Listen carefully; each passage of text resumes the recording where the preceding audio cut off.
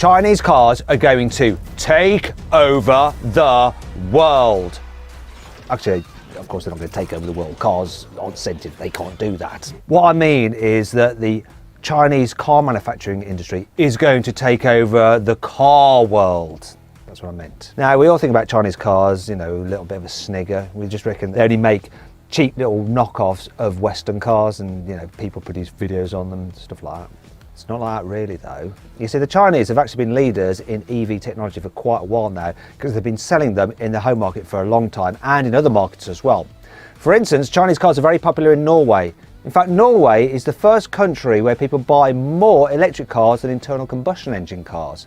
But actually in this video, I'm not just talking about Chinese EVs, I'm also talking about some normal internal combustion engine models as well. Anyhow, I'm going to talk you through the Chinese car manufacturers that you need to know about, and particularly the cars they're going to be producing, which you, eventually, or your friends and family, will be buying. Probably through carwow. And to do that, you can click on the pop-out banner up there for the link in the description below to see how much you can save on a new car through carwow. Anyway, let's go on with this video. Buying a new car? Then head to carwow and my team will help you find your next car at a fair price. Carwow, your one-stop car buying comparison site. Let's start this video by talking about China's version of Tesla. It's called NIO, and they started selling cars in 2014. And just like Tesla, they started by selling a sports car. Speaking of sports cars, the NIO EP9 holds the lap record for an EV around the Nürburgring. It did a time of 6 minutes 45 seconds. Now you can compare that to the Tesla Model S Plaid's time of 7 minutes 35 seconds. So well done, NIO. Oh yeah. I thought I'd be safe from that whole Nürburgring thing here in this recording booth. Is the question old? Oh, we need to stop this. We need to stop this. Now there is one big difference between Tesla and NIO. You see, Tesla has its network of superchargers, which are great. NIO does something different though. It has a network of battery swapping stations. You see, in NIO's vehicles, you can actually remove the battery packs and replace them with fully charged ones. And this is really good because it doesn't matter how big your battery is, the time it takes to swap it is the same regardless of the capacity. So the longest range NIO can do 465 miles on a single charge, yet to swap the battery in that still only takes 5 minutes, which is about the same time it would take to fill up a normal internal combustion engine with petrol or diesel. It's a great idea. NIO is not only very popular in China, it's also a big hit in Norway. Now the company is actually going to be expanding throughout the rest of Europe and into the US by 2025. Obviously it's going to need a load of these battery swapping stations, but the company has said that it will have 1,000 of them by 2025 outside of China. The next car company you need to know about is called XPeng. So they do a Tesla Model S rival, however it's considerably cheaper. It's about a third of the price, coming in at £27,000. Doesn't quite have the range of the Tesla though, so an entry-level Model S will do about 400 miles on a single charge, whereas the P7 from XPeng will only do about 225 miles. But maybe you're willing to make that sacrifice considering how much you'll save on the car. It's not a cheap vehicle though. Its chassis has been part developed by Porsche. Now XPeng also do another car called the G3, which is basically an alternative to a Tesla Model Y. Once again, it's considerably cheaper, starts from around £18,000. Once again, the range is less than the Tesla. It'll do about 250 miles on a single charge.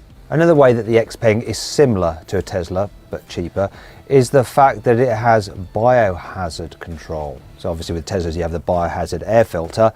The XPeng though, they have a special system which can heat the car's cabin to almost 60 degrees centigrade to kill viruses. That's not the only tech that XPeng are investing in. They're also investing in flying cars. Here is the XPeng Voyager. Looks like a massive drone, doesn't it? Now this is serious though, it's not just a joke or a rendering. There's been $500 million worth of investment into this thing. Would you go up in it? To tell you the truth, despite the investment, it may never get built.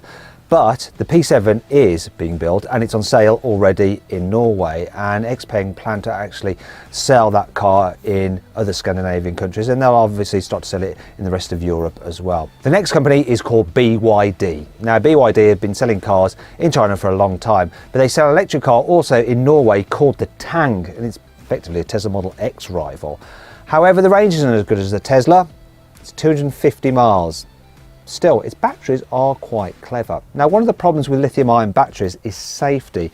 You see, if you damage one, they can short circuit and they undergo something called thermal runaway, which means that they start to overheat and they can get so hot they burst into flames and then burn for ages. The Blade battery in the Tang doesn't suffer this problem. And BYD wanted to show off just how stable its battery was, so they used a hydraulic press to push a nail through their battery. Normally, with a lithium-ion battery, that will cause chaos.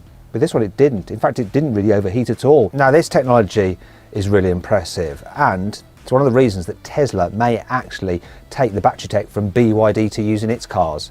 And if you think that's like a big step for BYD, not so much really, because it already sells more cars in China than Tesla does. So it's a fairly substantial company in its own right. The next company you need to know about is Geely. You've probably heard of them already. They own Volvo, Polestar, Lotus, Proton, and the company that makes the London taxi. They're huge. But now they've started their own electric car brand, Lynk & Co. Now their first car is imaginatively called 01. It's actually built in the same factory that they build the Chinese market Volvo XC40. So it shares similar underpinnings, which means it should be a quality product. It also uses that car's hybrid system as well. Because it's based on the Volvo XC40, it shares that car's safety systems. As a result, this Chinese vehicle managed to get a full 5-star rating in the Euro NCAP crash tests. The next Chinese car manufacturer to take over the world is Great Wall Motors. So they produce a whole range of SUVs, some of which are named after coffees. Now, I can't remember the whole names of all these different cars and models, so what we're going to do is show you them on the screen now, and basically you'll get an idea of what they are. They're a mixture of just pure petrol or hybrids or plug-in hybrids, and they're already sold outside of China in places such as Australia. If lifestyle SUVs aren't your thing though, Great Wall also makes something called the Tank. It's basically their version of a Jeep Wrangler. You know, it's got a proper ladder frame chassis, it's got locking diffs, low range gearbox. However, unlike a Jeep Wrangler, which now costs around £50,000, this thing will only set you back 20 grand. My favourite offering from the Great Wall is from its sub-brand Aura. It's called the Oxygen Pussy. No, Matt, no, it's O2 Cat.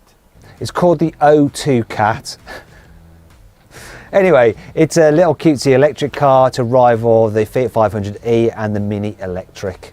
And it's going to go on sale across Europe next year, priced from around £25,000. If you think that car's a little bit too normal for you, they'll also be doing a hot hatch version, which looks pretty cool. Finally, we come to a company called Hongqi. Now that translates to red flag. The reason they got the name is because in the 50s and 60s, they used to make the cars for the key members of the Chinese Communist Party. Obviously, the head honchos over in China now drive around in Mercedes. Speaking of which, Hongqi produces rivals for the Mercedes E-Class and Mercedes S-Class. However, their range-topping vehicle is actually an alternative to the Rolls-Royce Cullinan SUV. Here it is, it's called the EHS9. And you're probably thinking, wait a minute, that looks rather like a Rolls-Royce Cullinan. There's a reason for that. The chap who designed it used to work at Rolls-Royce. Anyhow, unlike the Cullinan, this is an electric vehicle, and it has a 100 kilowatt-hour battery pack and 550 horsepower. The best thing about it though is that it costs £60,000. Compare that to the Cullinan, which costs £250,000. Now the good news is that Hongqi is going to start selling its cars globally. At the moment they're producing 300,000 vehicles a year, but they will end up building more as they enter other markets. And one of the cars that they might be entering other markets with is the S9 hypercar. So it's a hybrid V8 that puts out 1400 horsepower and can do 0 to 60 in under 2 seconds and go on to a top speed of over 250 miles an hour. I hope you'll enjoy the video. If you did, give it a like. Let me know which is your favourite Chinese car in the comments below. Click on those windows there to watch some more videos, and if you click on that box there, you can go to carwow to sell your car. All you have to do is upload some photos, give a brief description, and our dealers will bid on your car to make sure you get a great price for it.